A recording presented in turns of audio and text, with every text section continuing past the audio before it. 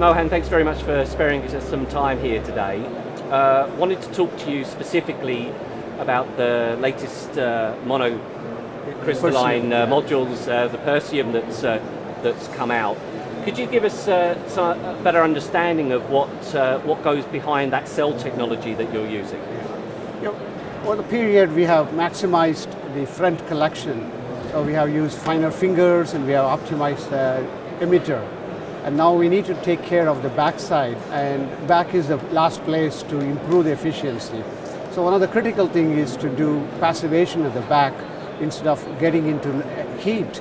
The carriers, we are now converting into useful carriers. So the back passivation is helped, and then you can have localized back surface field and the contact.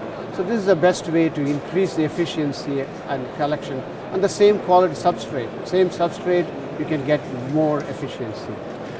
What sort of technique are you using to do the passivation?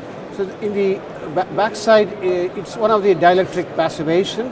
It's one of the newer dielectrics which is being used, and we have found that it is consistent and we are able to do the back passivation. It is a big challenge to do oxide the dielectric passivation on the P-type substrate. It's easy to do in N-type. Passivation in P-type is very difficult.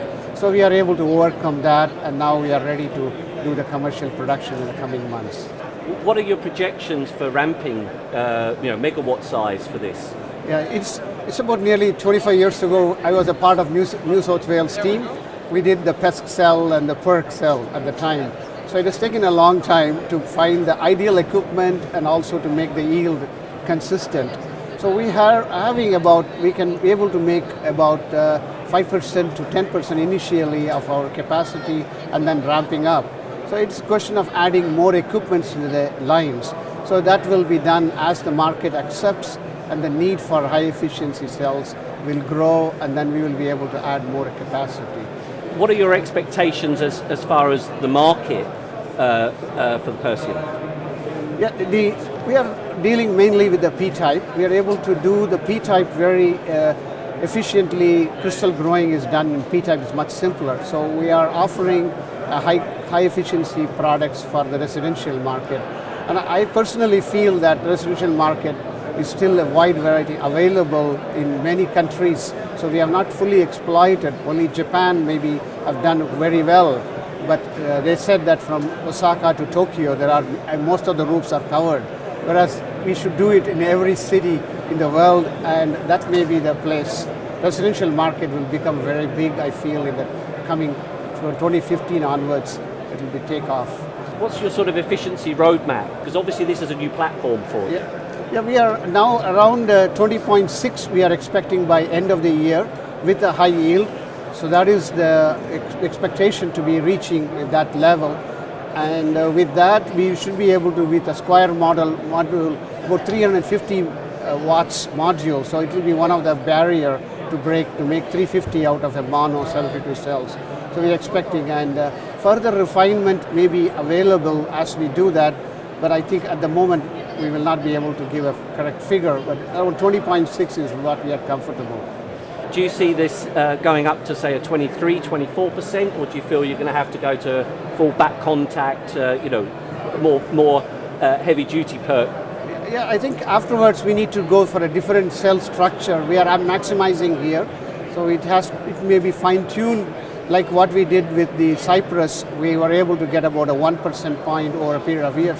So there is a scope in that area, and more critical for JA is how to make modules and reliable modules out of that.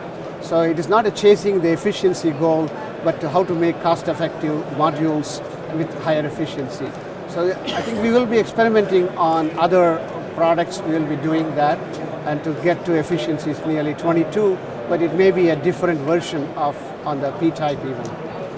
Can you give us an idea a little bit into your roadmap about wafer thickness and material cost reductions, because those are going to become much more difficult? Yeah, I think the wafer we are stabilized around 180 microns, and we are moving with that.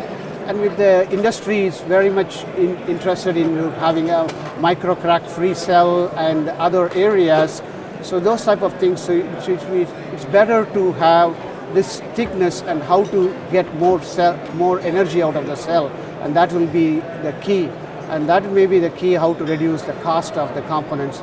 Using the less silver, we have done a lot of improvement in how to reduce silver mainly in the bus bar region, and we can save that because the tabbing ribbon is accounting for the conduction, so we can reduce the silver, and that is the type of area we will be proceeding to reduce the cost and cost of the appropriate BOM we want to give. So if it is a desert module, they should have a slightly different BOM than that. So that way we can reduce the cost for a particular location and application. Well, Mohan, thank you very much. Yeah, thank you. It's a nice